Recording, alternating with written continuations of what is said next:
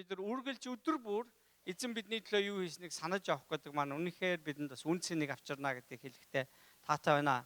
За тэгээд бид нар одоо энэ бүтэнсээ өдөр буюу Palm Sunday далдуу модны одоо энэ бүтэнсээ өдөр гэж нэртэй тийм одоо энэ бүтэнсээ өдөр Есүс яг юу хийсэн бэ гэхээр Есүс Битан гэдэг одоо Иерусалимаас ойрхон нэг тийм тосгонд нэг найзындаа байнга ирдэг байсан. За тэгээ энэ үеэр тэд юу хийдэг гэсэн гэхээр одоо тэр үеэр одоо гэрийн бүлэг хийн тийм ээ бас сургаалаалт нь хүмүүс бас түүн рүү ирнэ зөвлөн. Тэгээ тэндээс Иерусалим руу ороод буцаж гарч ир тэндээ хоноод ингээд нэгэн бүтэн 7 хоног өнгөрөж байгаа. За одоо ингээд Битан тосгоноос яг энэ бүтэн сайнны өдөр ингээд Есүс дагалдагч нартай хэлсэн ба.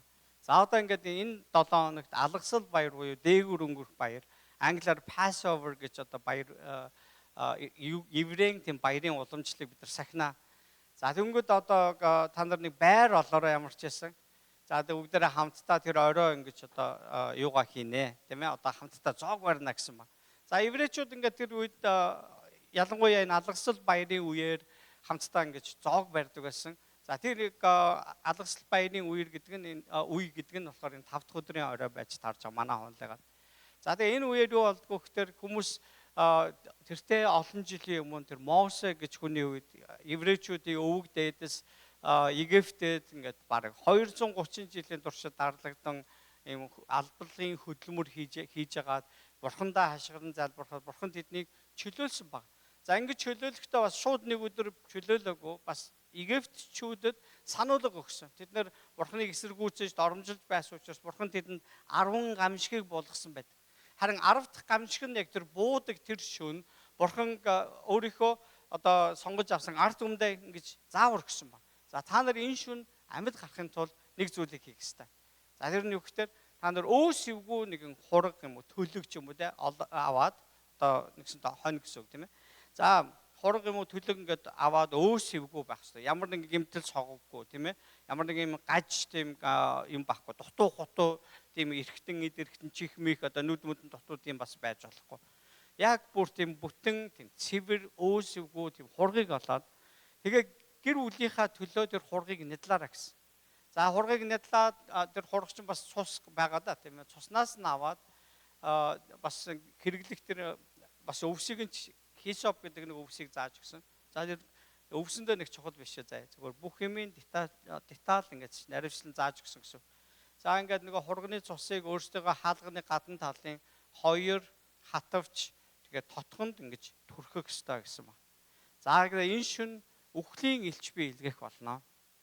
За тэр үхлийн элч ирэнгүүтээ Египт нутаг даяар байгаа тий бүх одоо айл хунараар орж тий одоо тэр хашаандаа байгаа мал хуун хүртэл уугна энэ шин нүх болно. Бас айлд ороод тэр айлын ууганхөө өөхөх болно гэсэн ба. За ингээд одоо бурхан шийтгэл болгож штэ. За энэ үед та нар амьд гарахын тулд заавалчгүй тэр нядалсан хурганы цусаар тэмдэг тавиараа гэсэн ба. За ингээд одоо тэр шин еврейчүүд ингээд одоо гадналдаа тэмдэг тавьсан. Нөгөө хургийг яах ёстой байсан гэхээр гэртээ оруулаад тэгээд нөгөө хургийнхаа махыг чанаж иднэ. За ингээд чанаад бүх одоо ямар нэгэн одоо мах сах үлдээхгүй бүгдээрээ хувааж идэх ёстой байсан тэр шөндөө. За тэгээ одоо тэр хургнаас чинь яс ус үлднэ дээ тийм ээ. Нөгөөдгийг нь шатаах ёстой байсан ба. Тэр хургнаас өглөө гэхэд юу ч үлдэх ёсгүй гэж загсан ба. Тэгэд тухайн үедээ тэр еврей хүмүүс энийг үйлдэж явахдаа яг юу тэдэнд ингээд сануулж байгаа. Бас тэдний амьдралд ингээд үе удамшин үүнийг ингэж та нар тэмдэглээрэй гэсний шалтгаан нь яг юу байсан гэдэг тухайн үедээ энэ хүмүүс ойлгоогүй. Харин хожим нь энэ нь бидэнд маш ойлгомжтой болсон ба. За Есүс Христийн дэлхийд хүний биеэр ирсэн тэр Бурхны хүү тэр аврагч байгаа. За тэгээ нөгөө Есүс маанд одоо Иерусалимд ирээд нэгсэнтэй ард түмний одоо нийслэл хотод ирээд тэгээ энд ингээд хамгал одоо нэг сурвалжид хүмүүсийн хаваар амьдарч байна. Хамгал сэхэтнүү, шашны зүтгэлтэнгүүд, улс төрчид энэ хаваар амьдарч байгаа. Энэ хаваар бас яг нөгөө шашных нь маш том баяр болж байгаа тийм энэ алгасал баяр болж байгаа учраас энэ үеэр ингээд цугласан ард олонд бас Есүс өөрийнхөө тэр сайн мэдээг ярихыг тэр хүсэж Иерусалим руу ирсэн баг. За тэгвэл тэр алгасал баярын шөнө яг нөгөө еврейчүүд нөгөө хатвч болгон тотгондоо нөгөө хурганы цусаа ингээд нэлтчихаа. Тэгээ шөнө нь ямар ч дуу гаргахгүй, гадагшаа гарахгүйгээр гэр дотроо ингээд бүгээд тэгээд хоол идэх болохоор нөгөө хургаа нэлсэн хургаа идээд үлдсэнийг ингээд шатаагаад иймэрхүү байдалтай өнгөрсөн баг. Харин энэ тэндгүү уулаа майлаа сонсогдчихжээ. Яагаад гэвэл Египтчүүдийн гэрээс уу гашуу сонсогдсон ба. Яагаад гэвэл тэдний гэр бүлийн ууган хүүнүүд нь нас урцгаасан баг. За ингээд одоо хэрвээ би Египт гэсэн бол тэр үед үхэх байсан. Би чинь айлын ууган хүү шүү дээ. Хоёр дахь хүүхэд мөртлөө ууган хүү байхгүй. Тэгээ би ч гэсэн бас үхэн гэсэн. За ингээд боо уулаа майлаа бас. Тэгээ дараа нь тэд нар мэдхнэ. Бурхны илгээсэн тэр үхлийн илч ирээд тэр хаалган дээрээ одоо тэмдэгтэй байгаа тэр хавсан дээгүр алгасч ирсэн. Дээгүр нь өнгөрч ирсэн гэж. Тэгээ алгасаад харин хаалган дээрээ тэмдэггүй тэр айл руу орж ууган хүүг нь шийтгэж байсан гэж ингэж хэлсэн ба. Тэгээд еврей хүмүүсийн хувьд юуг санджаадгүй хөтөр бурхан тэр шин бидний ууган хүүхдүүдийг өршөөсөн. Биднийг өршөөсөн. Харин тэр хурганы золиосоор гэдгийг тэд маш сайн ойлгосон ба. За үе уламжлаад энэ Есүсийн одоо энэ дэлхийд ажиллаа хийсэн үйлчлээ хийсэн тэр он жилүүд хүртэл үе уламжлан үүнийг тэмдэглэж ирсэн байгаа. Тэгээд энэ үеэр маш олон хүмүүс Иерусалим цугладаг. Тэгээд эдгээр энэ югтэй таклийг өргөдөг, таклийг зориулдаг, энэ алгасал баярын шүн ингээд одоо хураг нийтлаад ингэдэг тийм ээ. Энэ ёс заншил байгалаа. Харин энэ нь яг юу юм? Яг өөрсдөө амьдрал тэ энэ яг юу юм гэдгийг сайн ойлгоогүй байсан. Харин Есүс ирээд яг тэр баярын үеэр тэ тэр алгасал баярын үеэр ирээд за энэ алгасал баярын хураг бол би байгаамаа гэж хэлж байгаа байхгүй. Учир нь Есүс Христ Бурханаас илгээсэн тэр өөсөвгүй гим зэмгүй хураг адил ард түмний нүглийн золиосын төлөө өөрийгөө өгөх гэж ирсэн гэдгийг тунхагласан байна. Хүмүүс түүнийг чи өөрийгөө тэр Бурханы илгээсэн Месая аврагч тэр Христ гэж хэллээ гэд түүнд ууралсан. Ер нь тэр шалтгаанаар түүнийг тэд нар барьж авсан байдаг. За тэгээд тэд нар одоо 4 дахь өдрийн орой түүнийг барьж авсан, түүнийг байцаасан, зодсон, тэ одоо янз бүр болсон. Тэгээд тэр чин бас Робын захиргаанд байсан үе учраас тэд нар маргааш өглөөн нь нөгөө офис онгох үеэр тэ контор онгох үеэр Евро Понти Пилат руу очиод хэргийн шүүлэхээр шийдсэн.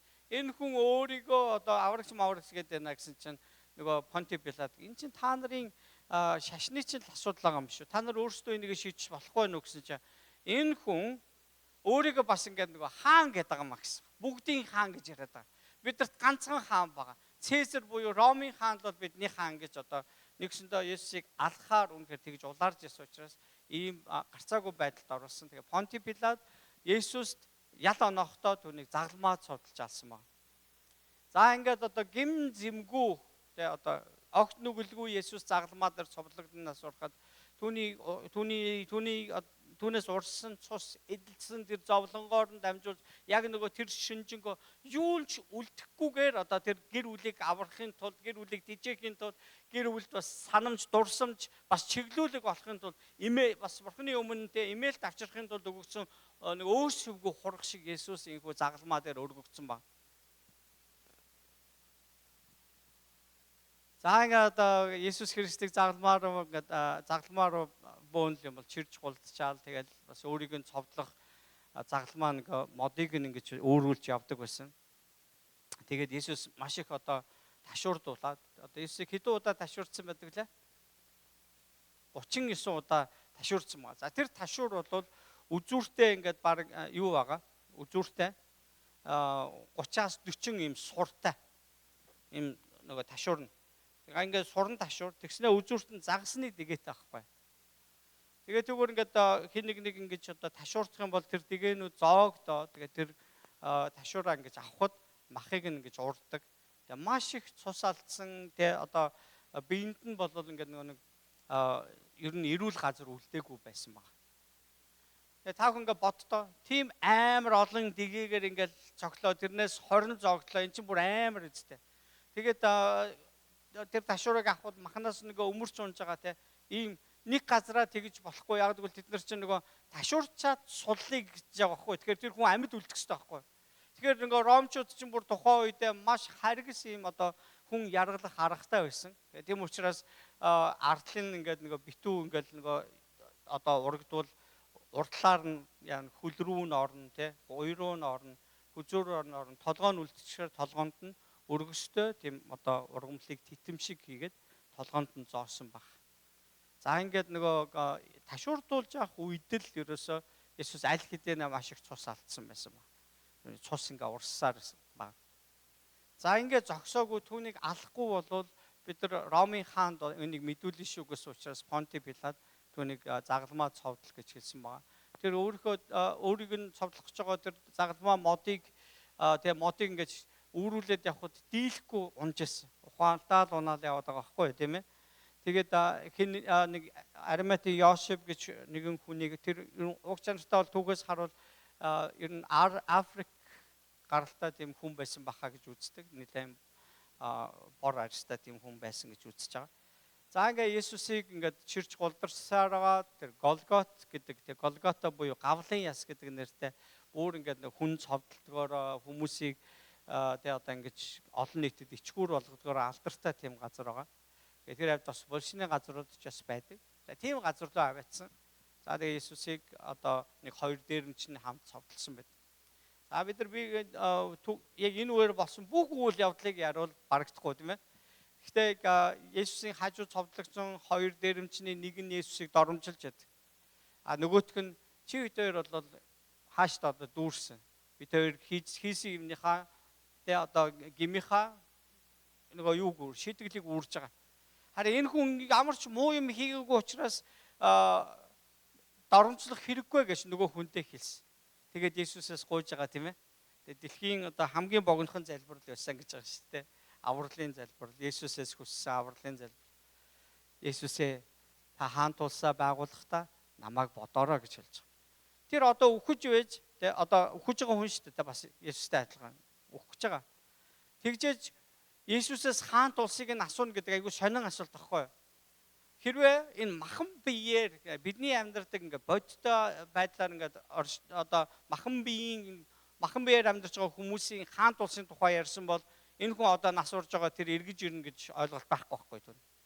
Тэгвэл тэр хүний хувьд Есүсээс ингээ чухалчлан асуусан тэр гуйсан гуйлт нь юу гэхээр Тэнгэрийн хаанчлалын тухай асуусан баг. Тэр түүнд одоо ерөөсө ганцхан найдвар тэр мөнх амьдрмаар тэр бүх нүгэл нь уучлагдаж болох ганц сүлийн боломжийг тэр алдахыг хүсээгүй. Тэгээ хажууд нь нөгөө алдартай Есүс ингээд цовдлогдсон байгаа. Тэр өөрөө ингээд бүр өөрийгөө зүгсэн баг тийм ээ. Түүний зовлон хараад уг нь би ингээд зовж явах хэрэгтэй. Түүнийг арайчтай яаж байгаа юм дэ гэсэн бодол төрсөн байж магадгүй. Тэгээд Есүсийг өрөвдөж байгаа, хайрлаж байгаа. Тэгээ намайг уучлаарай гэдгийг бас илэрхийлж байгаа. Тийм ээ Есүсийн талд бүр эцсийн цусаа тусалж дуусах хүртэл Есүсийн тал зогсъё гэж байгаагаа хүртэл харуулсан тийм үйл явдал болдог баг. За ингээд Есүс загалмаа дээр байх үед Есүс нэг 7 үг хэлсэн байгаа. Лук номын 20 шаа. За одоо Лук номын 23:34 дээр Есүс ингэсэн байна. Аава тэднийг уучлаач, учир нь тэд юу хийж байгаагаа мэдэхгүй байна гэсэн. Аава тэднийг уучлаач, учир нь тэд юу хийж байгаагаа мэдэхгүй байна гэсэн. Аава тэднийг уучлаач, учир нь тэд юу хийж байгаагаа мэдэхгүй байна гэсэн. Чи Есүсийн хэлсэн үг шүү дээ. Тэгвэл Есүсийн одоо ч гэсэн тэр загалмаа дээр цовдлогдсон байхдаа тэг ингээд үлгөгдсөн, хадагдсан, зовлонтой байгаа мөртлөө бусдын төлөө залбирж байгааг бүгдээр харцгаая. Залбирлын утга учир ийм байдаг гэдгийг л харуулсан гэсэн үг юм. Бурхны хүү Христ Есүс загалмаа цовдлогдсон Тэнгэрлэг өршөөл нэгүслийн бэлэгдэл Бурхны биднийг уучлж байгаа тэр авралын ажил байсан юм аа. Библиэд Иохан номын 3 дугаар бүлгийн 13-аас 18 дээр Тэнгэрээс доош бууж ирсэн хүний хүүгээс өөр Тэнгэрт дээш гарсан хүн нэг ч үгүй юм аа. Мосе цүлд тэр могоог өргөсөн шиг хүний хүүч бас өргөгдөх учиртай байсан юм аа. Түүнд итгэдэг бүхэн мөнх амьтай байхын тулд үлээ гэсэн.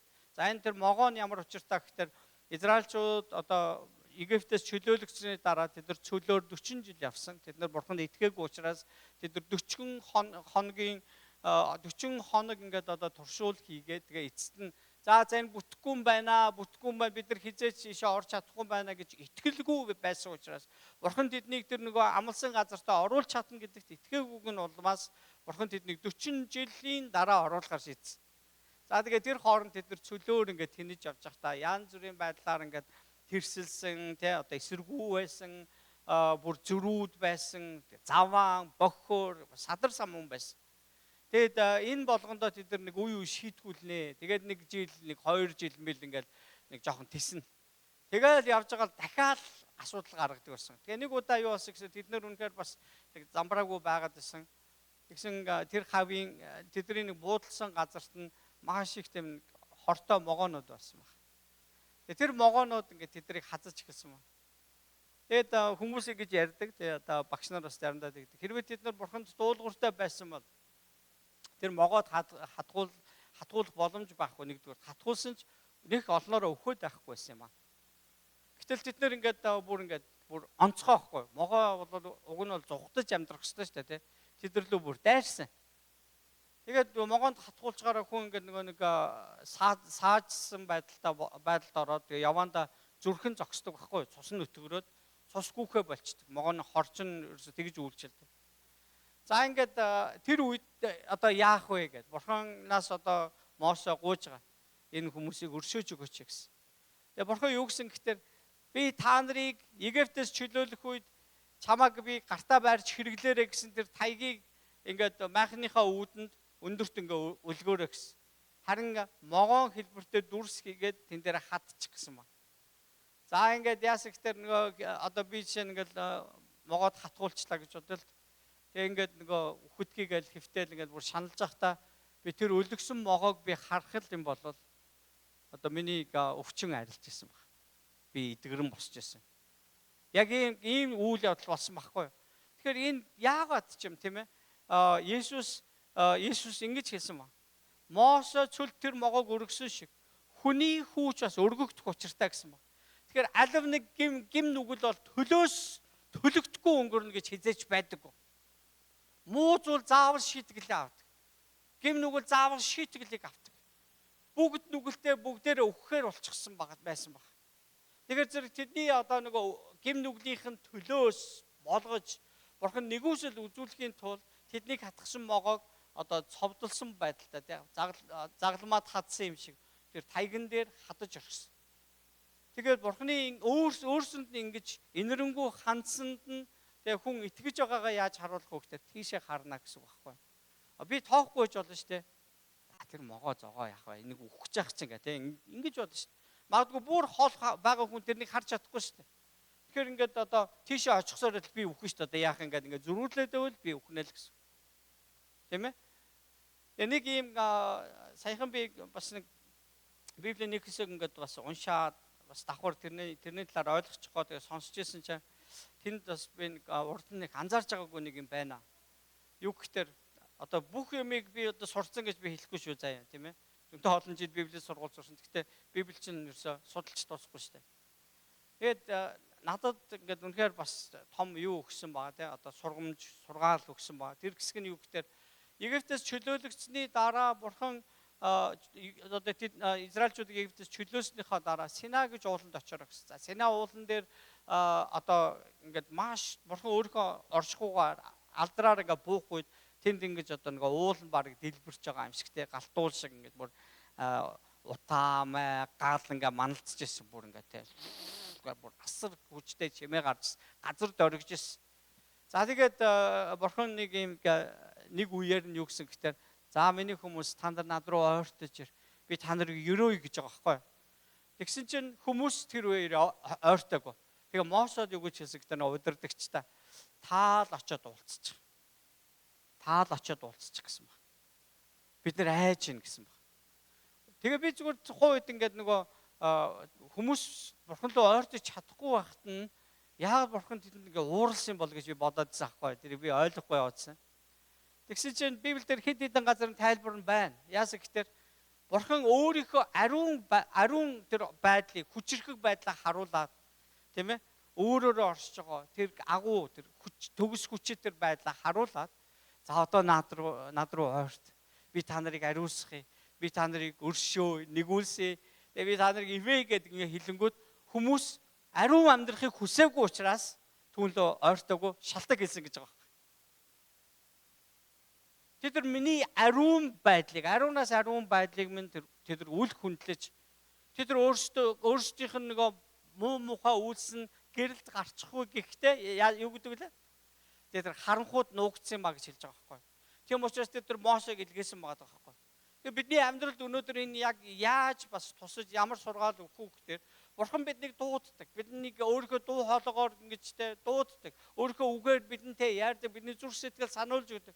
Өөрчлөгдөөрэй минийх үү. Минийх үү ариун амьдраарай. Минийх үү бодол санаа чинь жоохон бохор байгаад байна шүү. Харанхуй байгаад байна шүү, тийм ээ. Тэгээ өөрчлөгдөөрэй. Зан чанар чи өөрчлөгдөөрэй. Би ариун учраас чи ариун байх хэрэгтэй байна минийх үү. Миний охоо ингэж хэлнэ гэж. Харин энэ үед нь пастора таал биднийг халахлаа гарчих гэж байгаа адилхан үйл хийж байгаа байхгүй. Гэтэл Библиэлд Бурхан юу гэж хэлсэн гэхээр Мосе бол жирийн хүн байсан маа гэж. Тийм ээ. Пастор бол зүгээр бас жирийн хүн баггүй юу? Бас л нэг баста балентай хүн байгаа шүү зэ. Ямар нэгэн асуудал байгаа. Би бол нүгэлтэйч хүн байгаа. Тэгэхээр би та бүхний өмнөөс та бүхнийг одоо гэм нүгэл уучлагдаж нэгүсэл хүртэх тийм хэмжээнд би жолоосыг би үргэж чадахгүй. Би бол тэнцэхгүй. Би бол өөс үгүй хургуш харин ч бүр өөсөвтэй, гажигтай одоо тийм ямар нэг юм дутуу нэг нөхөр байгаа. Харин Есүс бол тийм байгаагүй. Тэгээ түүнийг бүр хуучин гэрээнээс ахуулаад одоо хүний хүү гэж нэрсэн. Өөрөөр хэлбэл энийг томоор бичдэг. Тэгээ хүн шиг харагдана. Тэгээ хүний биеэр ирнэ. Хүнээс төрсөн юм шиг ингэж та нар сонсогдно. Гэхдээ тэр Бурханы хүү байх болно гэдгийг хэлсэн гэсэн. За цааш нь харах юм бол түүнд итгэдэг бүхэн мөнх амьтаа байхын тулд үлээ. Бурхан ертөнцийг хайрласандаа цорын ганц хүүгээ өгсөн тул хүүд итгэдэг бүхэн мөхгүй харин мөнх амьтаа болно. Учир нь Бурхан ертөнцийг ядалахын тулд биш харин түүгээр дамжуулан ертөнцийг аврахаар хүүгээ ертөнцид илгээсэн билээ. Түүнд итгэдэг нь яллуулахгүй харин итгэдэг хүн хэдийнэ яллуулсан. Энэ нь Бурханы цор ганц хүүгийн нэрд итгээгүй улмаас юм а гэсэн байна. Есүс загалмаа дээр ингээд цовлогдоод тарчилж байхдаа тэр загалмаа дээр хэдэн үг хэлсэн гинэ? За 7 өгүүлбэр хэлсэн гэж судахт. За энэ бол залбирлаа. Эхнийх нь Аава тэднийг уучлаач гэж хашгирсан. Есүс яагаад энэ түүнийг өөрөө тэр яагаад энэ ертөнцид ирсний утга учирыг илэрхийлж байдаг. Үнэхээр ч түүнийг Есүс гэдэг нэр түүнд өгсөн байгаа. Тэгээ энэ нь юу гэсэн утгатай нэр өгтөр. Тэр ард түмнээ нүглээс нь аврах учраас түүнийг Есүс гэж нэрлээрэй гэсэн байна. Амен гэж байгаа хүн байна уу? За өршөөхийг хүсэж байгаа тэр гуйлт байгаа шүү дээ. Юу хийж байгаагаа мэдэхгүй энэ хүмүүсийг уучлж өгөөч гэж. За энэ нь болохоор түүнийг доромжилж байсан тэр тухайн үед байсан хүмүүсийн төлөөч биш. Бүх хүн төрлөختний төлөө байсан юм аа. Ингээд тийм учраас түүний одоо амиа өгөж байх үедээ ингээд өргөж байгаа түүний залбирал нь бүх улс үндэстний төлөө тэр дунд та бидний төлөө ч гэсэн бас өршөөлөх байсан байна гэсэн утгатай. Исая 53 дугаар бүлгээс бид нар сая дуулсан тийм ээ. Тэн дээр ингээд хүчрэхэг үнэн байдаг.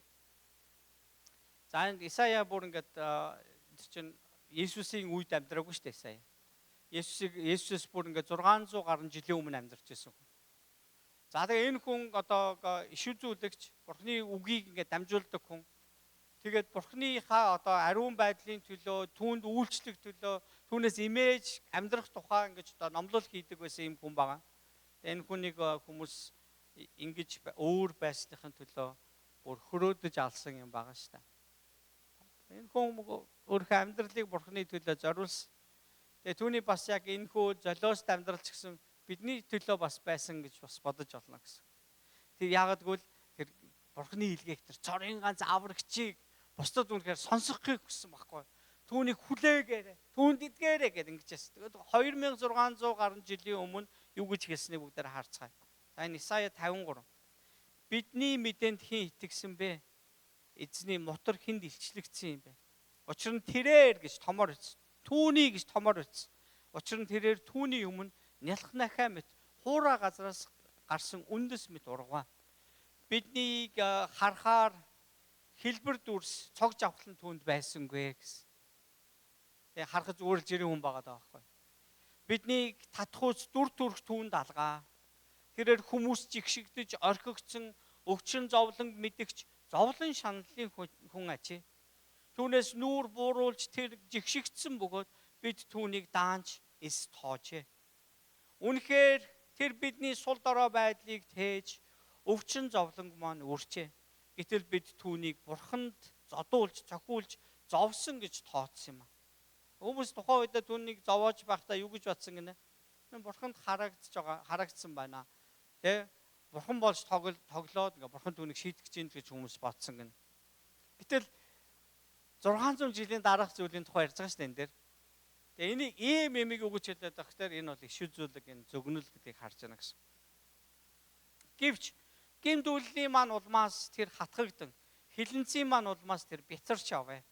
Амар тайвны маань төлөө түүн дээр гисгээл байж шархаар нь бид эдгэрчээ. Бүгдээрээ бид хонь мэд төөрч, бүгд л өөр өөрийн замаар яв. Бүгдийн маань хилэнцгийг харин түүнд эзэн маань тогс юм аа. Тэр тамлагдан зовсон боловч амаа нээсэнгүү. Нядлагдахаар хөдлөгдөх хурах шиг хяргагчийн өмнө дуугарахгүй хон шиг амааш тэр нээсэнгүй. Хавчлаг шүүх түүнийг аваад явлаа. Хэн ирээдүйн тухай төсөөлсөн юм бэ? Ард түмний мэд гимт үйлдэлийн улмаас цохигдож амьдын газраас тэр таслагджээ. Бул шиг нь буруутуудын хамт товлсон ч үхэлт түүнээр баян хүнтэй хамт тэрээр баян хүнтэй хамт байсан юм аа. Тэр хүчирхийлэл үйлдэггүй. Түүний аманд мэх худалд байгаагүй. Гэвч тэр түүнийг ницэлж зовоох нь эзний таалал байсан юм аа. Амиа тэр ялын тахил болгоос үрээ тэрээр үзнэ. Өдрүүдээ орцсон эзний таалал гартан цэцэглэх болно. Зовлонгоос тэрээр гэрэл харна, мэдлэгээрээ тэр хангалуун болно. Зөвхт нэгэн миний зарц олныг зөвтгөн хилэнцгийг нь үүрнэ. Тиймээс би түүнд ихэстэй дээдстэй хамт хувь ногдуулж тэр олзыг хүчтнүүдтэй хуваана. Учир нь тэр амиа үхэл рүү асгаж нүгэлтнүүдийн хамт тоологдож олны нүглийг өөртөө авч гэмтнүүдийн төлөө зуучлсан юм а гэж хэлсэн байна. Амен.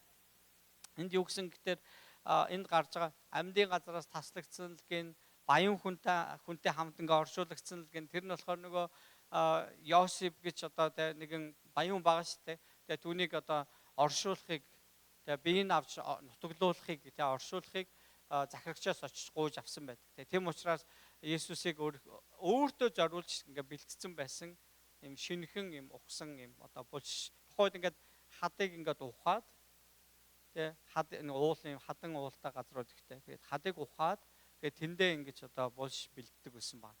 За одоо нэг шиг ингээ бүтэн биеэр нь бас тавьж маявах юм байх бол таа. Тэгээд тэнд нэг тийм бас янз бүрийн юм байсан байна. Ямар ч гэсэн Есүсийг яг тэнд бүтэн биеэр нь тавьсан байгаа даа байхгүй. Тэгээд энд бүр 630 жилийн өмнө энэ иш үзүүлэг бас энийг нь хэлсэн байсан байгаа даа байхгүй. Маш тодорхой ингэж хэлсэн. Тэгээд энийг сонсож ирсэн еврейчүүд яагаад тэ Есүсийн одоо эргэн тойронд энэ ишлэл тэ энэ иш үзүүлэг биелээд байгааг анзаарахгүй байсан гэхдээ Библи тодорхой хэлсэн байна. Тэд нар нүгэлтэй байсан учраас Бурханд итгэе гэсэн сэтгэлгүй байсан. Бурхан руу анхаарлаа хандуулдаг байсан учраас тэдний нүд сохор байсан юм а гэж хэлж байгаа. Есүсийн загалмай маань золиосоор үзүүлсэн уучлал нь хоёр талын этгээдийн эвлэрхээс ялгаатай нь одоо хоёр хүн эвлэрхээс ялгаатай нь үгтэй. Нэг талаас Бурхан биднийг уучлан өршөөж, нөгөө талаас Есүс биднийг төлөөлж байгаа явдал. Тэр чинь энэ авралын ажлыг Бурхан өөрөө л ерөөсөө эхнээс нь төгсгөл хүртэл хийцэн л гэсэн үг. Бид нар өөрсдийнхөө авралын төлөө юу ч хийгээгүй л гэсэн утгатай. Тэр хинч хизээч үүнийг хийж чадаагүй. Харин Есүс л бидний төлөө зууч болж чадсан байгаа. Тэгээ тийм учраас Библиэлд Есүсийг авралыг эхлүүлэгч гэж нэрлсэн байгаа. Есүс биднийг аврахыг үнэхээр хүсэхдээ тэр өөрийн хүсэлтээр бидний төлөө ирсэн гэдгийг ч бас Библиэлд хэлсэн. Энэ нь Еврей номын 2 дугаар бүлгийн 9-10 дээр харин Бурхны нэгүслэр хүн бүрийн төлөө үхлийг амсахын тулд Тэнгэр элч нараас арай дорд болгогдсон бөгөөд үхлийн зовлонгийн учир цог жавхлан хийгээд хүндэтгэлийн титэм өмссөн Есүсийг бид нар өнөөдөр зүрх сэтгэлээрээ харж байдаг. Олон хөвгүүдийг цог жавхланд авчрахдаа тэдний авралын эхлүүлэгчийг гэж томоор ütсэн. Тэгээ зовлонгоор төгс болгох нь Бурханд зохистой байжээ гэж. Бүх юмс түүний төлөө бөгөөд түүгээр бүх юмс байдагаа гэж хэлсэн байна. Амен. За тэгээд ер нь бол бид нэр Есүсийн загалмаа дээр хэлсэн тэр 7 үгнээс эхнийх нь ямар үг гинэ? Аава юу хийж байгаагаа мэдэхгүй. Энэ хүмүүс юу хийж байгаагаа мэдэхгүй. Тэднийг уучлаач л гэсэн баг. Зарим бид нар амьдралдаа үүнийг нь яаж тусгаж авах вэ? Танд нэг дургүй хүн байдгаа. За битээ толгойж өгөөрэй заа. Тэгэх юм бол баригдаж шээ. Тэгэхээр бид нар тэр дургүй нэгнээ бид нар уучлахыг л хүснэ гэсэн. Хэрвээ та Есүсийн дагалдагч юм бол түүний хүслийг биелүүлэх юм бол түүнд хайртай юм бол Есүс зовлон эдлэж байхдаа бидний нүглийг уучлагдахын төлөө залбирж ирсэн. Бурхан болохоор тэгжсэн гэж битээ бодоорой. Энэ тийм амар байгаагүй. Тэр махан биеэр яг бид нартай адилхан байсан шүү дээ.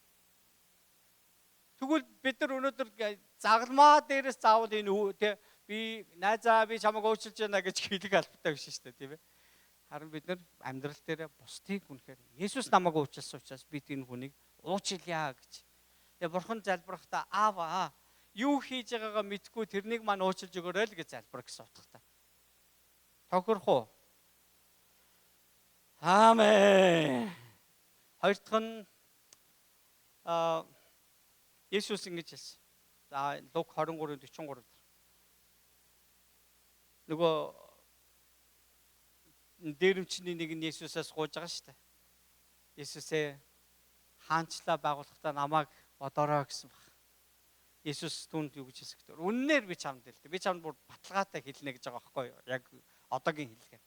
Би чамд бүр баталгаатай нэг зүйл хэлчихье. Чи сонсчээ зүгээр те. Зүгээр л чимээгөө хүлээгээрэй заяа. Би нэг баталгаатай чамд бүр баталгаатай баавартай наргагүй нэг юм хэлнэ. Юу лээ?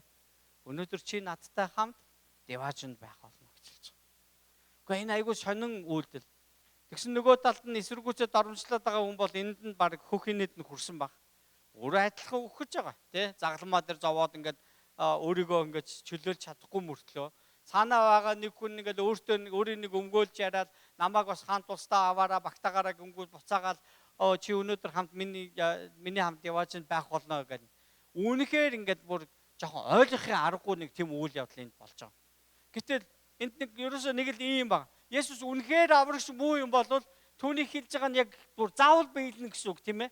Нөгөө талаар зүгээр баахан цус алдаад ингээд толгой молгоонд иргэцэн одоо тэгээ өөрийг нь янгууд ингээд тайвшраад тэ миний ярьсан деважин чи очноо гэд ингээд дотроо өөрөө тэ болтгоо боддог тийм худалч хүн шиг би бол Есүсийг тэгж бодохгүй байна. Есүс үнэхээр бурхан байгаад түүний тэр хүнд хэлсэн үг бол биелсэн. Энэ хүн Есүстэй хамт деважинд байсан гэд боддоо тийм ээ. Насуурлаа деважинд. Есүс тэнд байж байгаа. Би чамд хэлсэн мэт. Чи өнөөдөр миний хамт ингээ деважинд орно. За деважинд автаа морил. Чам би мэднэ нөгөө хүн ч ойлсон бах те. Би зөвхөн бой би дээр гисэн хуалсан би гэсэн. Есүс би чиний төлөө би амигс төлөөсөө чинь би төлсөн. Тэгээд чамайг хэрхэн гимснэг чинь би ойлгосон. Ямар зүрхээр надтай ярьсныг би мэдсэн. Тийм ээ миний хөө. Чи миний төлөө юу ч хийж амжаагүй. Тэ энэ тгийс гавьяа байгуулаад бидний нэрийг мандуулаад байсан ч юм аа. Гэтэл энэ хүн үнэхээр мандуулахын дээр мандуулж байгаа шүү дээ. Одоо бид нар энийг 2000 жил уншаад явж шүү бид нар. Мандуулсноо. Эргөө тэрийг мэдэхгүй байгаа шүү дээ. Тухайд юу хийж байгаагаа мэдэхгүй. Тэгэхээр бидний хувьд Бурхныг бодохдоо, Бурхныг хайрлахдаа хийж байгаа жижиг үйлдэл чинь хүртэл бусдад тийм ээ ингэж хожмоо бүр хэдэн үеэс дуурсагдах тийм зүйл байж болно. Бурхны алдрын төлөө. Амен оо. Есүстэй хамт деважинд байна. Есүстэй хамт л бид нар деважинд орно. Харин Есүсгүйгээр бид нар деважинд орч чадахгүй. Зөвхөн Есүс л биднийг деважинд оруулна. Тэгэхээр бүх хүмүүсийг деважинд оруулахыг хүсдэг. Оройтойгоо дээрээ гимшин ирэхийг тэ хүссэн нэгэнд эзний хэлсэн үг нь юу гэхээр чи өнөөдөр надтай хамт деважинд байна гэж хэлдэг гэсэн. Бүх юм өнгөрсөө. л одоо өнгөрсөн. Би зөндөө л янз бүрийн юм ингээд хийчихлээ. Одоо тэгээд одоо бурхан намайг өршөө үгүй юу тэр надаа нэг фадлаагүй гэж ярих хүмүүс би зөндөө сонсч байсан. Гэтэ энэ бол тийм тоглоом биш байхгүй юу, тийм ээ? Загалмаад хадагдаж хүн тоглодгүй л байхгүй юу? Загалмаад хадагдан байж амиа тавин байж хүн худлаа ярьдгүй л байхгүй юу? Харин энэ хүн нүгэл хийсэндээ одоо яаж байгаа юм биш. Тэр өөрийгөө би энэ дэлхийд би та бүхний та нарын төлөө ирсэн аврагч байна гэж хэлэгдэн хүмүүс очиж алчиж байгаа байхгүй юу? Тэр үүний цаана мэдээж нөгөө тэг хүн төрлөختнийг хүн төрлөخت мөнхийн амьдралыг хүсэхгүй байгаа. Тэр харанхуй хүч гэж байгаа. Хоёрдугаарт нь хүмүүс өөрсдөө ийм муухай болчиход байгаа л гэсэн утгатай. Бурхан дуудаад байхад ирээгүй гэдгийг санаж байна тий. Тэг яг гэвэл өөрсдөө ариун амьдрмааргүй шүү. Амьдралаа өөрчлүүлмээргүй шүү. Өөрийнхөө амьдралыг хин нэгнээр захируулмааргүй шүү.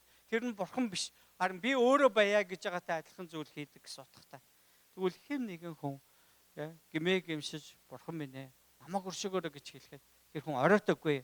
Түүнд Есүсийн хамгийн ихээр хамгийн түрүүнд хэлхийг хүсдэг үг нь чи өнөөдөр надтай хамт деважинд байх болно гэдэг үг байна. Амен оо. Тэгэхээр би түүний энэ үгийг дамжуулж байгаа. Тэгээ хүн төрөлхтний төлөө золиос бол шийтгэлийг нь үүрсэн, төлөөсийг нь төлсөн, аврагчаар илгээгдсэн. Тэгээ ганцхан Есүсийг л бид нар ярьж байгаа. Өөр хинч бидэнд тэр деважингийн замыг зааж өгч чадахгүй гэдгийг хэлхийг хүсэж байна. Иохны 14-р бүлгийн 6 дээр тэр бол зам, үнэн, амьг хэлсэн байна. Энд дээр зам гэж байна, энд үнэн гэж байна. Тэр бол мөнхийн амьг гэдгийг энд хэлж байна гэсэн. Амен. За тэгээд түүний бас 3-дугаарт хэлсэн үг нь болохоор энэ нь харилцааны төлөө хэлсэн байдаг. Тэгээ Есүсийг одоо төрүүлсэн их Мариа бол одоо хүүгээгээл хараа явж байгаа шүү дээ. Гэхдээ Есүс тэр Мариа бол юуг сайн ойлгож байсан гэхээр тэр миний хүү биш. Харин тэр бол өөрөө бурхан. Би бол түүний хүүхэд гэдгийг ойлгож байгаа байхгүй.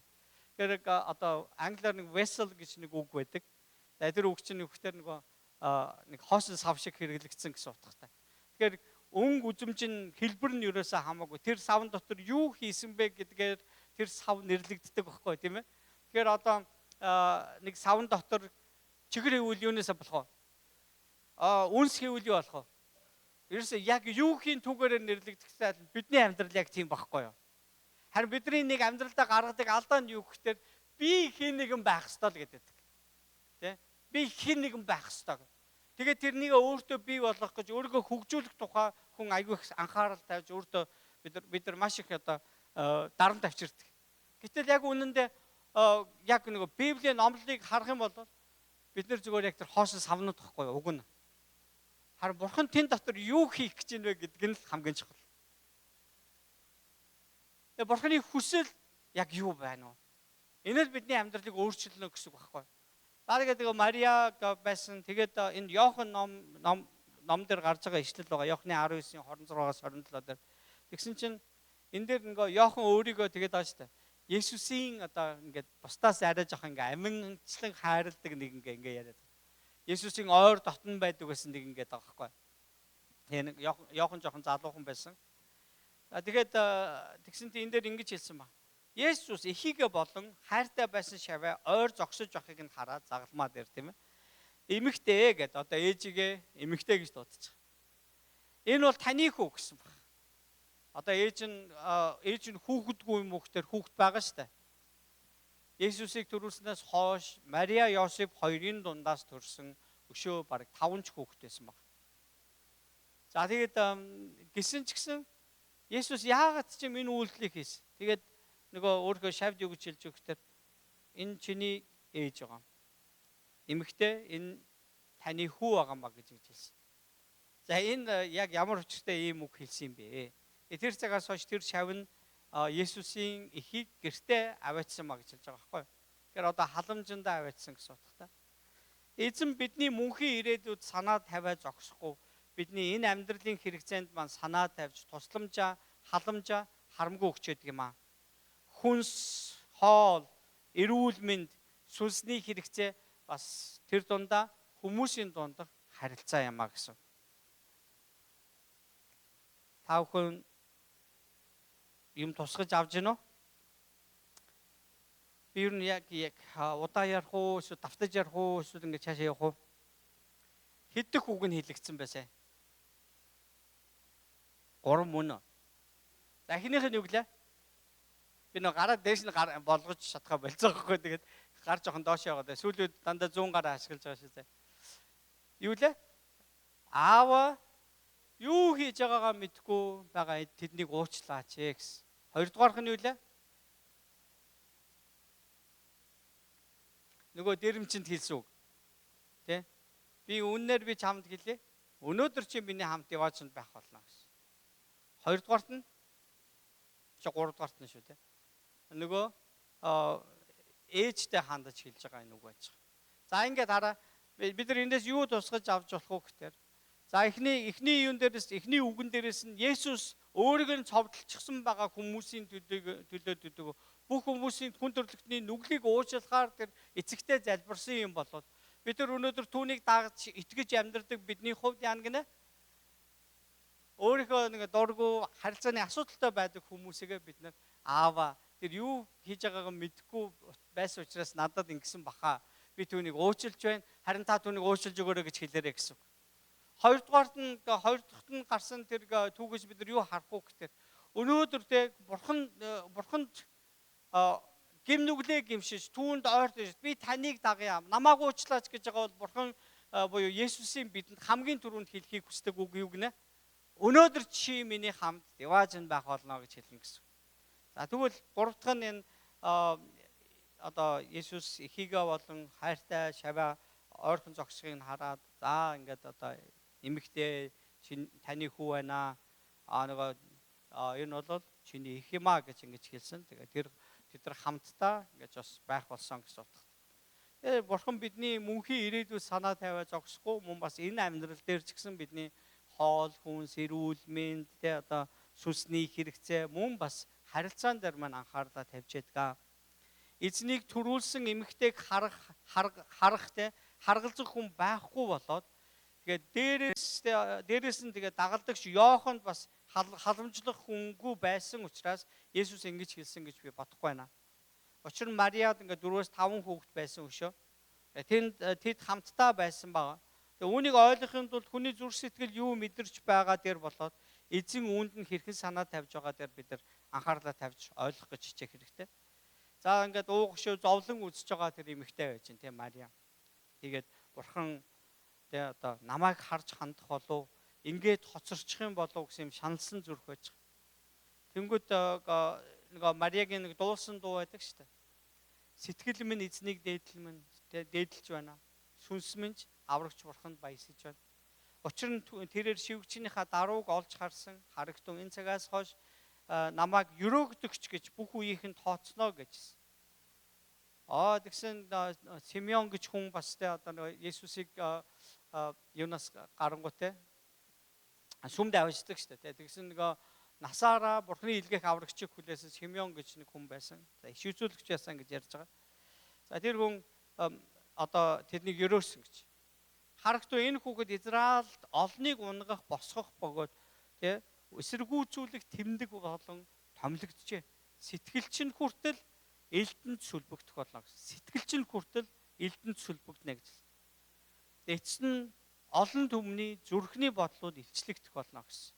Тэгвэл одоо нэг тэдний бас Есүс үйлчлэлээ хийгээ явж хахад Есүс өөрийгөө одоо ингээ бурхны хүүгээд яриад эхлэнгүүт за одоо жоохон нөгөөдөг чи яалаа те жоохон ингээ нэг болоогүй байхад ил цагаа ингээд яриад хүмүүсийн дургу хөрөхөөдөө гээд болиулах гээд очиж гэж байгаа байхгүй юу? Хүмүүс ингээд жиг жуг хийгээл те танаа хүүг чинь тэглээ гээд ингээд баахан юм ярьсан багтал. Тэгсэн чинь Мариа өөрийнхөө хүүхдүүдтэй хамт ингээд болиулах гээд очисон. Дүүрэн хүн ингээд нөгөө шавцсан зогсчихсон сонсч байсан учраас ээж дүүнэр чи ирсэн байна гэж хэлээд өгөөч гэсэн. Нэг дагалдагч нь гүйж орч ирэл хэлдэг штэ те. Юдас хэлсэн байд. Ээж дүүнэр чи ирж зогшаа. Гарч уул заач гэсэн ба. Тэгсэн чинь Есүс яг эд сургаал заадсан юм шиг. Тэгээд юу гэсэн гэхээр хэн миний ээж дүүнэр юм бэ? Бүгдээрээ гайхстай. Тэгсэн чинь эцгийн минь хүслийг биелүүлдэг нэгэн миний ээж тэ дүүнэр байх болно гэж ингэж хэлж байгаа.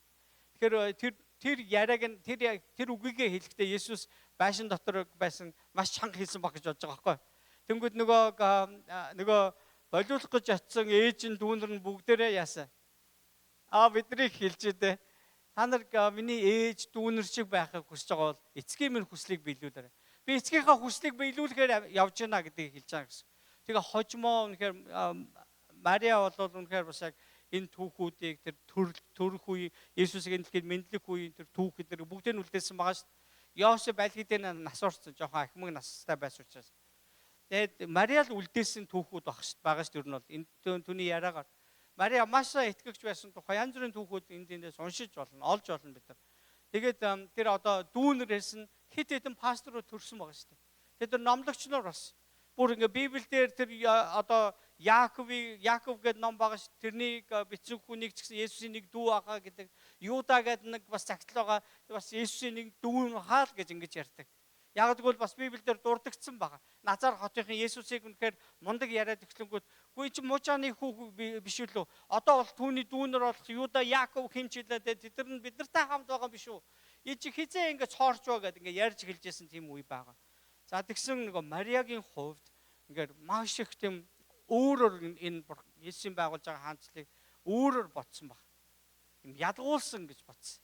Гэтэл яг нөгөө тэр бүр бурхан иш үзүүлгээр дамжуулж тэгээ өөрийн хүнээр дамжуулж бүр эртнээс хэлсэн байж сэтгэлжил хүртэл ингээд одоо элдэнд сүлбэгднэ. Хүмүүс ямар муухай бодолт хийдгийг чи ойлгох болно. Тэ? Чиний ойр тойрны хүмүүс чи түүнээс урвнаа, түүнийг орхиж явнаа гэд ингэж хэлж байгаа. Тэгээ яг тэр загалмаа дээр Есүстэй ойрхон байгаа нэг дагалдагчнаас нь хамгийн ойрхон байсан хүн хэн байсан бахна? Йохан байгаад байгаа. Тэгээд төрүүлсэн Мариа хоёр зогсож байсан гэсэн утгатай. Тэгээ Есүс одоо өөрийг нь төрүүлсэн тэр эмэгтэй ямар их сэтгэл асуудалтай байгааг нь ойлгож байгаа. Тэгээд түүнд дэм болгоо гэж хамтд нь байлгаж байгаа. За эндээс бид нар юу харж сурж болох вэ гэхээр хөршөө өөрийн адил хайрал гэдэг Бурхны хуулийг бид нар харж байна. Тэгээд дээрэс нь бид нар юуг харж болох вэ гэхээр бидний амьдралд эргэн тойронд маань тавьсан хүмүүс Бурхны тавьсан хүмүүс байна. Заавал нэг зоригтойгоор тавьсан байна. Ямар нэг байдлаар бидний амьдралд нөлөө үзүүлж өөрчлөлт авчирхаар байж байгаа. Энээс өөр олон хүн байх шаардлагагүй гэдгийг ч Бурхан мэдсэн. Энээс өөр хүмүүс тавихаарч Бурхан төлөвлөөгүй байна. Тэгэхээр бид нар ийг эндээс харахтаа Бурхан бидний одоо ингээд хинийхээ хүүхэд нь байхын, ээж нь байхын, эцэг эх нь байхын, найз нөхөр нь байхыг гэдгийг Есүс энийг сонгодог гэдгийг харж байгаа юм. Бурхан үнийг хийдэг гэсэн үг байхгүй. Тэгвэл би таныг хажуудаа байгаа хүндээ хандаад хэлээрэй гэж хүсэж байна. Тэ? Хажуудаа байгаа хүндээ хандаад хэлээрэй. Бурхан таныг бодож байгаад миний амьдралд тавьсан гэж би итгэж байна гэж. Хэлвүү? За. Тэгэхээр ихэнх хүүгээ хайрлах шиг, тэгээ хүүн ихийгээ хайрлах шиг, тэгээ ядаж нэг хайрлах юм биш үү? Цэвэр нэгүсэнгүү, өршөөнгүү, инэрэнгүү тийм хайртай байх юм биш үү гэдгийг л Есүс харуулсан гэсэн. За одоо дөрөвд нь Матай 27 дээр харах юм бол Есүс 9-р цагийн орчимд буюу өдрийн 3 цагийн орчимд Эли Эли лама сабахтани гэж хашгирлаа. Энэ нь бурхан минь юунд та намайг орхивоо гэсэн тэр үг байжээ гэж. Дуулал номын 22-ийн 1 дээр энэ давхацдаг. Урдаас зөгнсөн гэсэн үг шүү дээ. Бүр хэдэн мянган жилийн өмнө. За 1000 гаруй жилийн өмнө. За юу гэж нөхдөр энэ дээр. Бурхан минь юунд намайг орхиов вэ? Аврал хийгээд yoолох дуунаас минь алс хол юунд байна вэ гэж хэлсэн байгаа байхгүй. Ваа. Иесус бурхан яагаад орхичоо би зовж штэ намайг чөлөөлөж гэж хэлээгүй байгаа байхгүй. Түүний хэлж байгаа нь нөгөө бурхны үгэнд айл дээр үед тэр Давид хаанаар дамжуулаад энэ иш үзүүлэг хилэгдсэн байсаа гэдгийг хэлж байгаа. Тэгээ тэр зөвгнөл биелж байгаа гэдгийг харуулж байгаа. Тэгээ ингэхдээ юу гэсэн гэхээр бурхан өөрийнхөө хүүг бидний төлөө загалмаа дээр орхисон явдлаа байхгүй. Ямар амар. Тав нэг тийм түүх сонсч байсан хөдөө ингээд хүмүүс нялх хүүхдтэй хүн хүүхдээ хэр орхиж явцсан. Тэ бараг буцаад нэг 2-3 цаг хайж агаад олсон. Арайч нэг осгочоогүй нэг өлгөтэй үг. Осгочоогүй ингээд байжсэн. Нэг тийм түүх сонссноо. Уунийг хүүхдээ хөхүүлээд ингээд суужсэн. Тэгээд буугаад нэг жоохон юм идэхтэй муу шиг тогсон байгаа байхгүй сайхан гараа. Тэгээ муу шиг тоглож ирсэн нэг халуураад нэг өвгөн унтчих шиг болохоор ингээд өөрийнхөө хойно тавьсан байгаа байхгүй нэг салхи нүмрүүлээд дугууны цаан тавьсан. Яа дайрчаагүй ямар амир. Йоо одоо буцаж авирлцлээ. Тэгээд юм хурааж аваад яваад гисэн. Тэгээд бүр ингээд хэсэг яваад ингээд даваад ингээд явж ирсэн аа. Хүүхэд яачих гэсэн гэж байгаа. Тэгээд галзуураад хашгираад ингээд галзуу юм шиг л ийш тийшээ яваал ингэж хагаад яг нөгөө нэг хоол идэж буусан газар руугаа ирсэн нөгөө хүүхдэн дээр өөлцөө идчихсэн. Энэ бол маш онцгой мэдрэмж ах тийм ээ. Тэгээд тэр тусмаа та өөрийнхөө хайртай хүүгээ манай Жаки баяраа хоёр те Новага өөр хүмүүсийн төлөө ингээ одоо золиос болгож байгаа. Энэ бол нэг тийм хүн миний толгоонд буухгүй. Би одоо нөгөө багыгаа ингээл те хүмүүсийн төлөө ингээл золиосолж ингээл боддоо орхицсан мартцсан. Тэгээд хашгираад ингээд одоо тусламж гуйхт нь сонсохгүй байгаа юм шиг ингээ байгаа байхгүй. Тэгээ түрүүнээс хойш хэдэн удаа ярьж байгаа. Эхний залбирлаараа л бурхныг дуудаж шít. Аава юу хийж байгаагаа мэдэхгүй байгаа. Энэ хүмүүсийг уучлаач гэхэд Библиэлд бурхан түүнд ингэж хариулж гэсэн үг байхгүй. Бурхан эцэг нь түүнд хариулахгүй л байгаад. Тэгээ арга ядахтаа Есүс ингэж хэлсэн юм биш ээ. Зүгээр Есүс бурхан эцэг юу хийгээд байгааг харуулахын тулд энэ өмнөөс зөгнсөн тэр зөгнлийг л хэлсэн гэсэн утгатай. Дуулал 22-ийн 1 дээр гардаг байна. Аврал хийгээд ёолох дуунаас минь алс хол юунд байна вэ гэж ингэж шүлгэлсэн баг. 6 дугаар цагаас 9 дугаар цаг буюу одоо өнөөгөр бол одоо 12 цагаас 15 цагийн хүртэл тий өдрийн 12 цагаас 3 цаг хүртэл нийт нутгийг харанхуй нөмрөх үед тэр жил одоо нарны хэртэлт ер нь бол нэг 10-аас 10 секундээс нэг 7.5 минут байсан нэг тийм түүх баримт өгд юм байна л да. Дэлхийн нийтийн түүхэндээ нар хэртгэхэд хамгийн уртдаа 7.5 минут болж ирсэн гэж. Тэгээ тэр үеэр энд мөслөг болж ирсэн. Тэгээ тэр үеэр хүмүүс маш их өвдөж байсан. Зарим хүн насурж байсан. Ийм тийм баримтууд зөндөө байдаг байна л да. Тэгсэн чинь эндээс харах юм бол Библиэлд бүхэл бүтэн 3 цаг нар хэрцсэн байна гэсэн утгатай. 3 цаг нар хэрцсэн гэсэн. Үнэхээр бас сонирн биш. Тэгээд нөгөө Есүсийг тохуурхаа зогсчихсон хүмүүс нар хэртэх үед газар хөдлөж байгаа, нар хэртэж байгаа. Яач юу гэдэг бүгдээр гайхсан байна. Тэгээд энэ үед түүнийг тохуурхаад энэ нар хэртэлт эдрийг үнэхээр утга учиртай болгож хүлээж авсан хүн бол дараа нь Христэд итгэсэн баг чи боддог. Ромын 100 цэргийн дарга тэгж хэлдэг шүү дээ.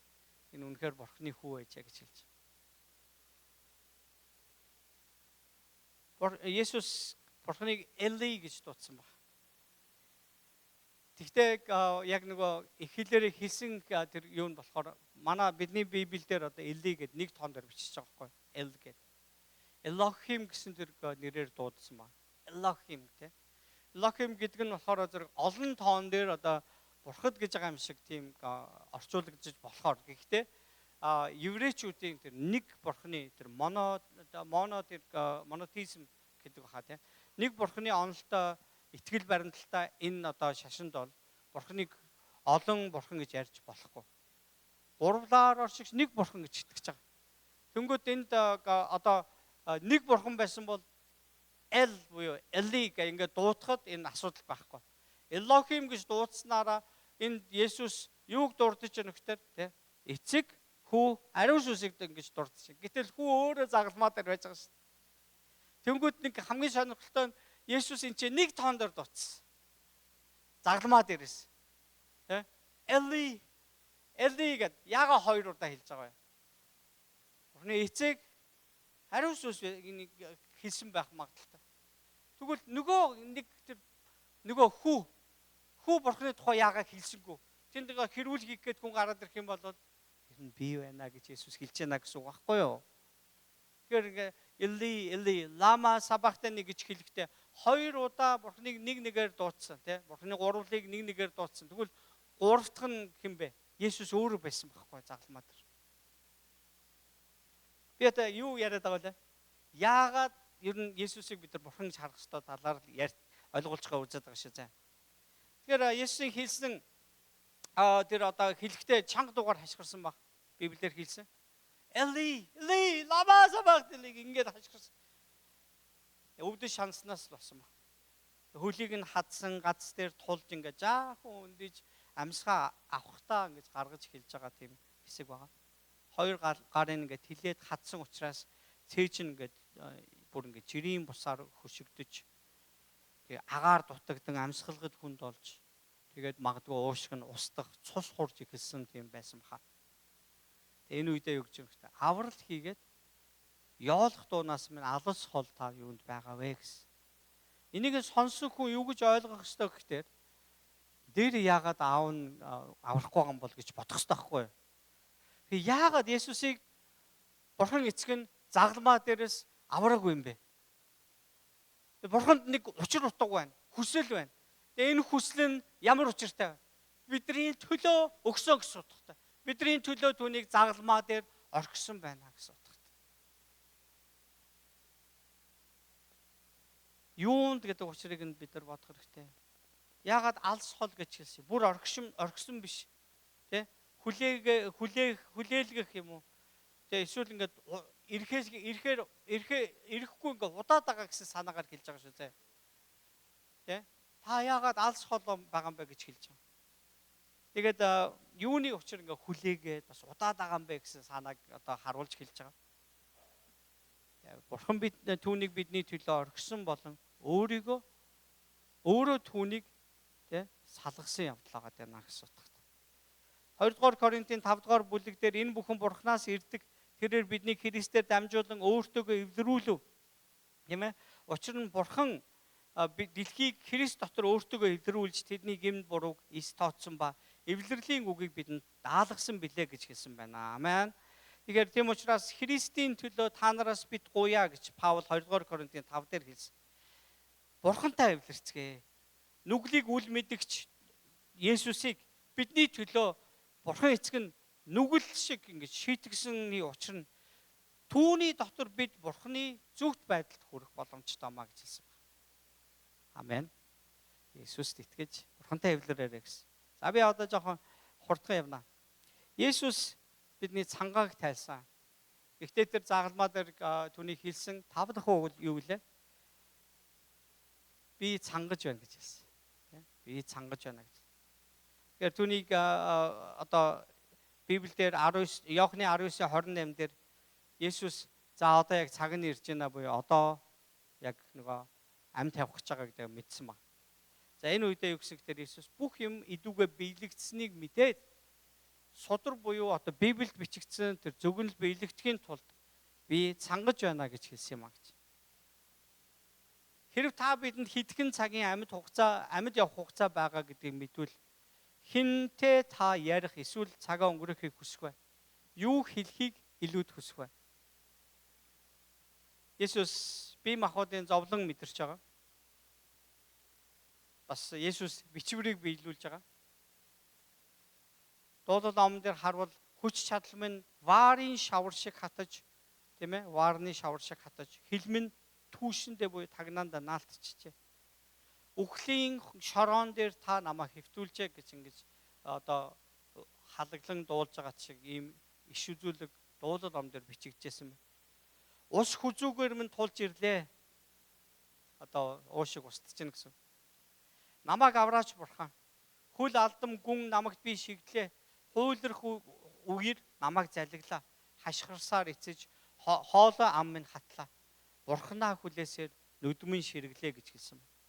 За тэгсэн энд нэг юм сонирхолтой нэг ишлэл байдаг. Дуулал номын 69:21 дээр хоолны оронд тэд надад хор өгсөн юм а. Цангахд минь тэд цагаан цуу уулгасан юм а гэж хэлсэн. За одоо нөгөө vinegar шүү дээ, тийм ээ. Одоо бидний хар цагаан цуу гэдэг чинь. Ам цангаад байна. гэд ингээ асуусан чинь түнд одоо цагаан цуу өгсөн юм аа. За нөгөө загламаа дээр байж хат нь юу болсон гэхээр Есүс ам цангаж байна гэд би цангаж байна гэж хэлэнгүүт нэг цэрэг нь гүйж очиад яадаг лээ. Жадны үзүүрт ингээд нөгөө нэг юм нөгөө өвс тий хийсэ нөгөө өвсөөр ингэж яагаад тэгээд нөгөө юунд дүрээд цагаан цуунд дүрээд тэгээ өгсөн баг. Тэгсэн Есүс тэрнээс нь уугаагүй зүгээр ингээд нэг уруулаа чиглэсэн юм а гэж хэлж. Хамгийн сонирхолтой нөгөөх нь ус биш байсан. Ус биш байсан. Тэгж уруулам ханга хагарсан зөндөө зодуулсан байгаа. Тэгээ нөгөө винегар тэр цагаан цуу тэр шархан дээр тусвал юу болох вэ? Амар хорсон үстэй те. Бид нар энэ уруул ингээд нэг унголтоод ингэж хагаад энэ дээр нэг юм эсглийн юм хүрчгээр яадаг үлээ. Лимон идэхээр яадаг үлээ те. Бүр ингээд айгүй өвддөг шүү. Гэтэл Есүсийг бүр тэр ингээд ам цангаж байна гэж хахад сүүлийн хүслийг биелүүлчихийг хүн байхгүй. Ус өгье гэж бодох хүн байхгүй. Цагаан цуу түнд өгсөн байдаг.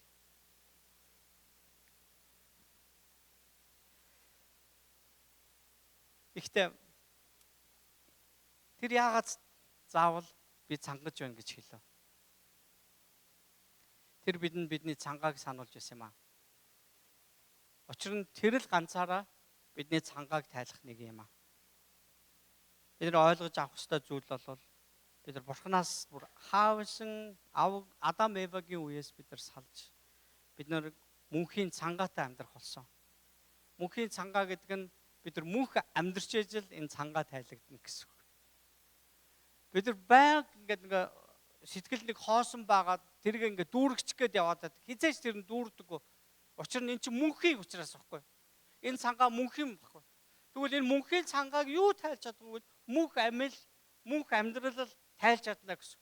Тэгвэл энэ мөнх амьдралыг өгч чадах нэг нь хэн бэ? Бидний эзэн Есүс Христ.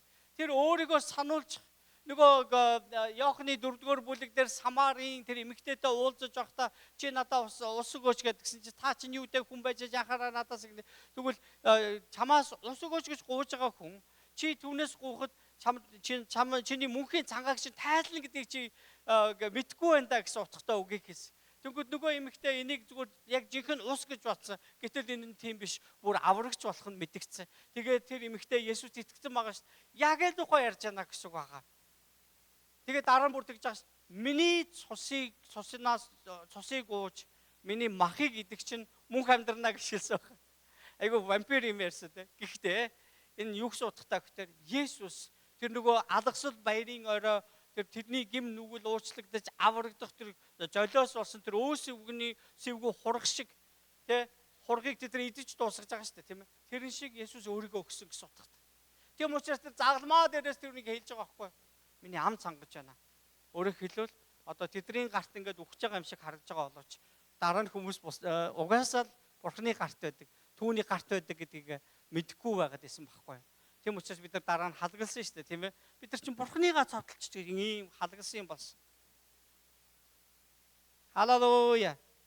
Есүс таны цангааг тайлж өгнө. Амен. За тэгээд Есүс Иохны 19:30 дээр юу гэж хэлсэн гэхээр за Есүс нөгөө цуунаас нь амссан. Тэгээд түүнийхээ дараа энэ нь төгслөө гэд тэргүүнээ гудаалган сүнсээ даатгсан маа гэсэн. Тэр бидний нүглийн төлөө хараал шийтгэл болсон. Адам Евагаас эхлээд Авраамийн удам Израилийн хүртэл шүтээнд мөргсөн.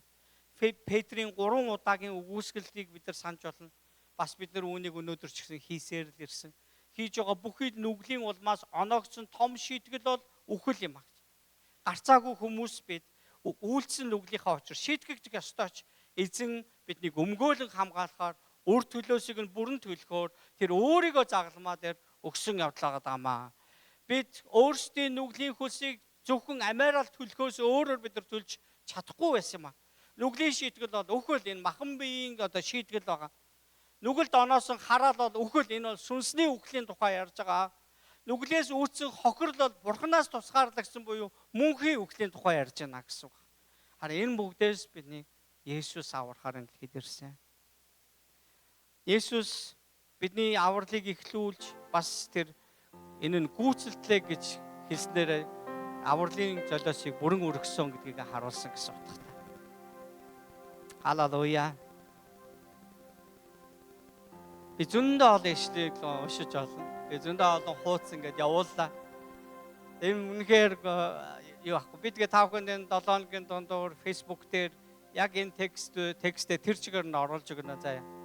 Би өнөөрөө маргаашаас ингээд бүгдийг нь оруулаад та бүхэн яг энэ хэсгийг ингээд буцаад уншиж үзээрэй гэж хүсэж байна. Тэгээ хамгийн сүүлийн хэлсэн үг 7 дахь үг нь Аава таны гарт би сүнсээ даатахыг гэж хэлсэн юм байна гэж. Есүс биднийг өөрсдийн шаналл завуураа Бурханд өчин хэлхийн чухлыг сануулсан. Зөвхөн Бурханы мутартал бид нар аюулгүй найдвартай байх болно гэдгийг Есүс энэ тунхаглаж байгаа. Есүсийн бүхэл нь бидэнд мөнхийн улсад орох, тийм мөнхийн улсад орох тэр үүд нь болчих. Тэм учраас тэр бидэнд би хоньны хашааны үүд юм аа гэж сургаж ирсэн.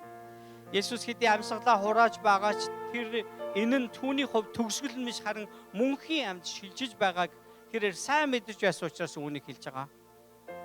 Энэ нь бидэнд тайвшрал болох учиртай маа. Хизээ нэгэн цагт бид нар энэ дэлхийг орхино. Бид нар энд ингээ ойрхон амьдарч байгаа хүмүүсээ бид нар нэг нэгээ үдэх өдрүүд бидэнд ирнэ. Тэгээд би таныг үдэх нү? Та намайг үдэх нү? Тэ? Гэхдээ би таныг өнөг битээгээсэ гэж хүсэж байгаа. Тийм ээ? Энэ хүн мөнхийн амьдрал руу шилжиж байна гэдэг нь бидний баяр хөөрөлт. Энэ Есүсийн гавьяагаар бидэнд ирсэн гэдэг бүгдээрээ мартахгүй байцгаая гэж хэлж байна. Амен. Халелуя. За Есүсийн хэлсэн нөгөө 7 үгээ эргээгээд бүгдээрээ саний.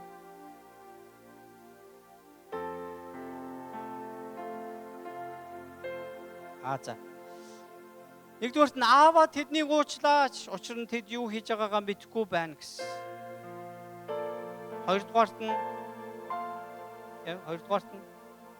түүнээс одоо авралыг гуйсан тэр дэрэмчэнд хандаад Есүс чи өнөөдөр надтай хамт яваач байна гэсэн. Эндээс 2 мессеж гарсан. Есүс бидний нүглийн төлөө бид түүний тухай мэдчихэж амжаагүй байхад уучлаач гэж эцгээсээ гуйж ирсэн бол бид өнөөдөр уучлал өршөөлийн авсан бол бас бусдыг энэрч уучлаараа гэдгийг бид нар харж байна. Хоёрдугаарт нь эзэн лүү гимээ гимшиж үнэн сэтгэлээсээ эргэж байгаа нэгэнд Есүсийн хэлэх дуртай хамгийн түрүүнд хэлэх үг нь юу вэ? Өнөөдөр чи надтай хамт яваач байх болно гэж хэлдэг үг ээ гэж. Есүс бидний харилцаан дээр ажилласан. Бидний эргэн тойронд хажууд чинь сууж байгаа хүн гэр бүлд чинь амьдрал чинь өсөх хүн болгон Бурхан бодож байгаад өгсөн нэгэн баг. Та энийг өөрчилж үнэндээ бол чадахгүй. Хүмүүс энийг чадна гэж боддог. Энэ боломжгүй миний итгэлээр. Харин тэрнийхээ оронд Бурхан таны дотор юу дүүргэж өгөхийг хүсэж байгаа. Тэр нэгэн байгаараа л гэж хүсэж байгаа. Энэ бол үнэхээр бас Библийн итгэлийн зарчим байна гэсэн. Есүс Бурханыг одоо Элохим буюу гурвлаар орчиж нэг Бурханыг ингээд нэг бүрсэлд уудаж залбирах ёстой байтал тэр хоёр л дутсан. Яг л өөрөө тэр гурвлын нэг нь байсан баг. Бурхан яагаад өөрийн хүүг загламаа дээр орхив? Энэ учрыг л бид нар бодож байх юм бол бид нар энэ талаар зөөлөрч бид нар даруусаж бидний амьдрал өөрчлөгдөнө. Дараа нь тэр би цангаж байна гэсэн. Тэр өөрөө бидний мөнхийн цангааг тайлагч атлаа. Тэр хүмүүсээс цангааг нь тайлахыг гуйсан гэж юу? Үгүй ээ. Бидний сануулгын тулд хэлсэн. Тэгвэл Есүс энэ дэлхий дээр тэр үйлчлээ 33 жил энэ дэлхийд хүний биеэр амьдарсан. 30 жил тэр ингээд одоо ердийн хүний амьдралаар амьдарсан. Түүнийг буруутгах юу ч байгаагүй гэж Библиэлд ирсэн. Тэгээд тэр 3 жилийн үйлчлэлийг хийхдээ тэр ерөөсөө тэг юу гэж дандаа юу гэж хэлж байгаа гэхээр чи өөрөө чаднаа. Чи өөрөө энийг ингэж чаднаа л гэж ингэж хэлээгүй шүү дээ. Та надтай холбогд залгагд би усан үзмийн жинхэнэ мод. Тэгээд чи надтай холбогсноор үр жимс гаргана л гэж хэлээд байгаа. Яг л нөгөө Бурхан биднийг өмсөж байгаа адилхан. Тэ? Бурхан нөгөө хоосон сав болох бидэнд Бурхан үнэхээр сайн сайхнаа дүүргэж байгаатай адилхан. Хэн нэгэн байлгахыг хүсэж байгаатай адилхан. Үүнд өөрийгөө өгөх тухай ярьсан гэсэн. Есүс бол жинхэнэ өөрөө бидний мөнхийн цангааг тайлагч байсан учраас биднээс тэр юу ч хүсдэггүй. Бидний төлөө энэ бүгдийг хийсэн. Түүнд юу ч хэрэггүй. Харин тэр бидний хүсэж байгаагаа ингэж харуулсан. Тэгээд тэр энэ бүхэн төгслөө гэдэг нь тэр хүн төрөлхтний авралын энэ ажлыг өөрийн биеэр төлөн байж төгсгөлөө гэж хэлсэн. Бурхны сэдсэн тэр төлөвлөгөө гүйцэлцэх гэсэн утгатай байхгүй. Халелуя тийм ээ. Магадгүй ингээд энэ үед нь ингээд сатан тэр харанхуй хүчнийхэн бөөн баяр болсон багтай. За өглөө. Тэр Есүсийг амьдлаа гэж ерөөсө бодохгүй байхгүй юу? Тэгээ Библиэлд хэлсэн баг. Эцэг нь амьлуулж яэл гэн. Гэтэл бас Библиэлд юу гэсэн гэхтэй? Есүс өөрөө амийг өгч учраас тэр өөрийн амийг аваад босоод ирсэн гэсэн утгатай. Ингэж хэлсэн. Хамгийн сүүлд нь за аамен. Таны гарт би сүнсээ даатгая гэж хэлж. Бүх юм Бурхны гарт байдгийг сануулж байгаа. Тэгээд бидний энэ амьдрал ингээд дуусчихгүй. Бид нар Бурхны моторт очих байгаа бас буцаад бид нар Бурхны өмнө очино. Бидэн занхилж байдаг юм 3 үхлийн тухай бид нар ярьсан. Энэ биений махан биеийн үхэл бол бас энэ үхэл. Тийм ээ, махан биеийн үхэл байна. Үхлийнхаа холбоос бид нар үхдэг болсон. Дараа нь сүнсний үхлийн тухай ярьсан. Бид нар Бурханаас холдсож салсан, өөрийгөө бурханчилсан учраас бид нар сүнсний хувьд үхсэн. Бурханаас бид нар хол байгаа учраас бид нар амьд явж чадахгүй. 3 дахь үхэл нь мөнхийн үхлийн тухай. Бурханаас мөнхөд тусгаарлагдсан. Саяхан нэг юу үзчихсэн. Тэгсэн чинь нэг коллежийн ч юм уу нэг одоо цугаа цангийн нэг газрын гадна нэг сайн мэдээ тарагч зогсоод юу аж байгаа юм л та. Бурхны хайрын тухай ярьсан чинь нэг хүмүүс ирээд асууж байгаа. Тэгээ жоохон гей, нэм лесбиан хүмүүс ирээд Бурхан надад хайртай юу? Чамд Бурхан хайртай гэсэн. Тэгсэн чинь тэгвэл болоо. Тэгээ би одоо өөр юу хийж явах нь хамаг. Тэр надад хайртай бол ер нь тэгээд болоо гэж. Чи биднээс юу хүсээд байгаа ингээ ууралсан. Тэгсэн тэр хүн ингэж хэлсэн. Чи Бурхан чамд хайртай гэдэг нь чи тэр диваажинд орох хангалттай шалтгаан биш. Чиний хувьд гэж байгаа. Бурхан чамайг тэнд оруулахыг хүсдэг. Тэгээ тийшээ аваачхыг хүсдэг. Тэгвэл чи Бурхантай ойрхон байж, түүнийг хүндэлдэг байж, түүнээс бүр ингээд гууж говшин байж тэр мөнхийн улсад орох шүү. Гэтэл чи Бурханы жигшдэг зүйл. Тэгээ Бурханы хүсдэггүй зүйлүүдийг үйлдчихээд тийшээ орно гэж чи яаж зүрхлээ? Би энэ тухай ярьж байна. Тэгвэл Есүст итгэж найзаа. Есүс чиний амьдралыг өөрчлөнө. Чи мөнх амьдрын шүү дээ гэдэг ингээд тэгж уриалж. Үүний дараа айгүй олон хүн чимэг болсон. Өөдөөс нь хашгирч ирсэн хүмүүс чимэг болсон. Халелуя. Өнөөдөр бид нар өнөөдрөөс эхлээд бас энэ бүтэн Есүсийн зовлон эдэлсийн 7 хоногийн туршид би та бүхнийг Иохан номын одоо 14-р бүлгээс өнөөдөр 14-ийг уншина. Тэгээ ингээд 14-р бүлгээс ингээд дуустал нь 21 бүлэг байгаа. Дуустал нь би та бүхнийг өдөр болгоныг бүлэг уншаарай гэж хүсэж байна. Тэгээд яг тэнд Иохан бидэнд юуг харуулахыг хүсэж байгаа. Өнөөдөр бидний уншсан үгсүүд бас тэнд дотор байгаа. Есүсийн сургаалууд баг. Үгээр дамжуулаад бүгдээрээ Бурхантай бас ойр байя гэж хүсэж байна. Та бүгдийн дотор одоо ч гэсэн Христийг хүлээж аваагүй нэгэн байгаа болоод тэгээ Бурхан ойр байгаа дээр нь буюу бидэнд одоо амьд явах хугацаа үлдсэн байгаа дээр нь бүгдээрээ Бурхан руу эргэж гимээ гимшин түүний тааллыг хайн эрцгээе гэж уриалж байна. Амен. За тэгээд баптизм хийлгээгүй хүмүүсээ бол одоо бидний бас нэг маш одоо мандан тийм баярын нэг үе ирж байгаа. Ирэх бүтээсэн өдөр бол Есүс үхлээс амьлсан тэр баярын өдөр баг. Энэ 7 хоногийн туршид та бүхэн ер нь бол маш их залбиралтайгаар бас эзний өрөөлийг хүсээд өөрчлөлтийн төлөө бас залбирч бас юм бясалгасан тэр 7 хоног болгоорой гэж урьж байна. Тэгээд үнэхээр Бурхан таныг өрөөх болтугай хамтдаа залбирцгаая.